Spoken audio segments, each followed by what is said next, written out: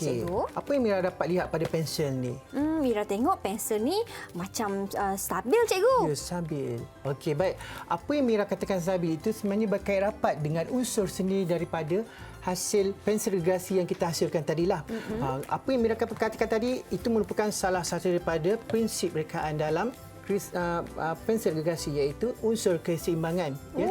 Selain pada itu juga, dapat tak Mira bezakan antara mata pensel dan juga badan pensel? Nampak tak beza? Kalau Mira punya ni dapat bezakan, cikgu, mata pensel dan juga badannya. Kalau nampak perbezaan di situ, namanya kontra. Maksudnya dia ada nampak tampil berbeza dari segi warna yang ditampilkan di sini. Ya. Kalau semua warna seakan-akan sama, jadi tidak nampaklah di mana bahagian mata, di mana bahagian badan. Jadi tak ada kontra di situ. Ya. Okey, baik. Sesungguhnya kalau nak menampakkan pensel ini supaya lebih menarik, kita gunakan apa sahaja kreativiti dan juga idea kita untuk menampakkan yang pensel itu menjadi lebih menarik dan juga ada berfungsi lah. Sebagai contohnya, kita akan gunakan pensel ini untuk menghasilkan sesuatu yang lebih mendatangkan manfaat. Tidak hanya sekadar menghasilkan tapi tidak digunakan, tapi kita hasil dan gunakan supaya pensel gergasi kita ini nampak lebih berfungsi. Ya. Okey, di mana pada awalnya pensel ini digelar sebagai arca estetik, kan, cikgu? Betul. Dan sekarang ni cikgu Fahmi ingin tunjukkan cara bagaimana dari arca estetik ini boleh berubah menjadi arca berfungsi. Macam mana tu, cikgu Fahmi? Kita gunakan apa sahaja kreativiti kita untuk menghasilkan satu produk yang boleh digunakan secara fleksibel. Sebagai contoh, saya menghasilkan penanda meja lah. Penanda meja. Sebagai contoh, meja nombor 1, saya letakkan label di sini. Nampak kan? Di sini. Ya, nampak. Jadi kita boleh hasilkan beberapa batang pensel gergasi macam ini dan letakkan di setiap meja sebagai label supaya nampak lebih menarik. Ya. Selain pada itu, Mira, kita boleh juga menghasilkan produk yang boleh dikomersialkan.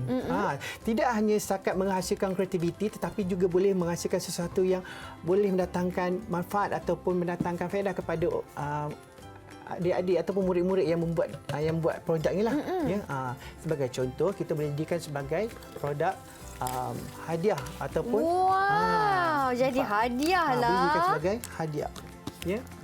Okey.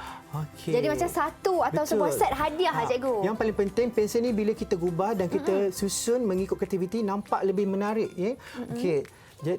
Yang seterusnya kita boleh jadikan juga sebagai bekas untuk meletakkan alat tulis dan sebagainya. Pensel itu sebagai hiasan. Ya. Kemudian ada juga pensel yang mana kita boleh gunakan penutup botol di bawah ni, kita boleh gunakan sebagai kotak lah. Ya, boleh gunakan sebagai kotak untuk menyimpan barang di dalam ni. Ya, kalau sekiranya kita tidak melekatkan botol dalam ni, kita boleh tanggal. Kita boleh letak satu macam mungkin menjadi rahsia kita, sesuatu yang menjadi rahsia kita nak suruh pada orang, kita boleh letakkan dalam ni, kita masuk dalam botol. Ya, boleh macam jadi tabung lah. Ada rahsia. Kotak rahsia. Ada kotak rahsia. Dan bila cikgu Fahmi sentuh tentang tabung tadi, cikgu, maksudnya cikgu, selain daripada kita menggunakan botol mineral ni pun, antara bahan lain yang kita boleh guna pakai untuk menghasilkan tabung daripada penghasilan pensel gergasi ni, apa bahan-bahannya, cikgu? Kalau ikutkan, sebenarnya barang-barang yang hendak kita hasilkan pensel gergasi ni terpulang kepada kreativiti kita. Gunakan saja bahan yang mudah didapati di persekitaran seperti kertas surat khabar ataupun kertas majalah dan sebagainya lah. Dan seterusnya, nampaknya di sini pensel Mira ni nampak macam kosong. Agaknya Mira nak buat apa dengan pensel ni? Betul dah, cikgu. Mira punya pensel ni dari tadi saya terpandang-pandang apa yang Mira nak buat dengan pensel ni. Mungkin Mira boleh letak sedikit hiasan, cikgu. Kalau kat sini Mira dah sediakan mini love berbentuk hati. Mira gunting dia, jadi mungkin Mira boleh tampalkan di pensel Mira ni, kan, cikgu? Selain pada itu juga mungkin Mira boleh letakkan tag ni sebagai tanda nama. Nampak kan tapak ni kan? Tapak ni boleh jadikan sebagai tapak untuk Mira meletakkan pensel gergasi sebagai penanda di atas meja. Wah, okey. Kalau macam tu Mira nak tulis nama Mira di sini. Nampaknya Mira akan menulis nama, kemudian seterusnya Mira akan tampal nama Mira pada pensel tersebut. Ini Mira punya hasil, cikgu. Boleh letak kat sini, kat tapak ni supaya nampak lebih menjerlah lagi dalam bilik Mira nanti. Sedikit kreativiti dari Mira dengan letak tag nama.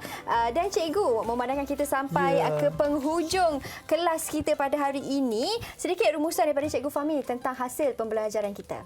Baik, apa yang penting apabila kita menghasilkan sesuatu produk craft, yang paling penting ialah kita mencuba dan jangan berputus asa.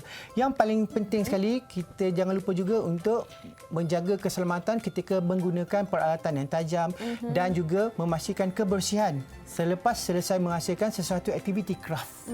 Ya.